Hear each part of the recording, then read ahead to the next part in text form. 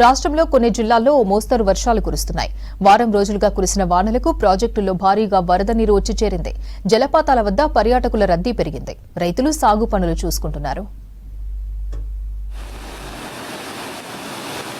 పెద్దపల్లి జిల్లాలో ఎడతెరిపి లేని వర్షాలకు జలపాతాలు ఉప్పొంగుతున్నాయి. సబితం గ్రామ సమీపంలోని జలపాతం కనువిందు చేస్తుంది. గత కొద్ది రోజులుగా ఎడతెరిపి లేని వర్షాలకు జలపాతంలోకి భారీగా నీళ్లు వచ్చి చేరుతున్నాయి. పర్యాటకులు క్యూ కట్టడంతో పోలీసులు అప్రమత్తమయ్యారు. గతంలో ఈ జలపాతంలో పడి చాలా మంది ప్రాణాలు కోల్పోవడంతో జలపాతం దగ్గరికి ఎవరిని అనుమతించడం లేదు పోలీసులు.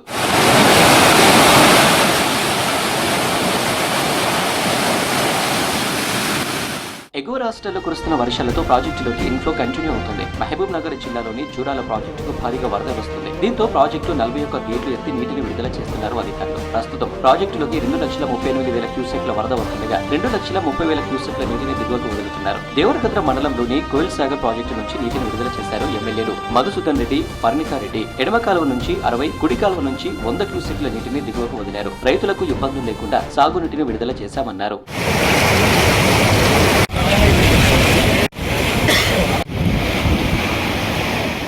భద్రాద్రి కొత్తగూడెం జిల్లాలోని తాలిపేరు ప్రాజెక్టుకు క్రమంగా వరద ఉధృతి తగ్గుతూ వస్తుంది. ఎగువ నుంచి వస్తున్న వరద ప్రభావంతో 47 అడుగుల వరకు వరద నీరు చేరింది. గోదావరి ఉగ్రరూపంతో అధికారులు మొదటి హెచ్చరిక అమలులో ఉంది. తాలిపేరు ప్రాజెక్టు 25 గేట్లను ఎత్తి 21,000 క్యూసెక్ల వరద నీటిని దిగువ ప్రాంతాలకు విడుదల చేస్తున్నారు అధికారులు.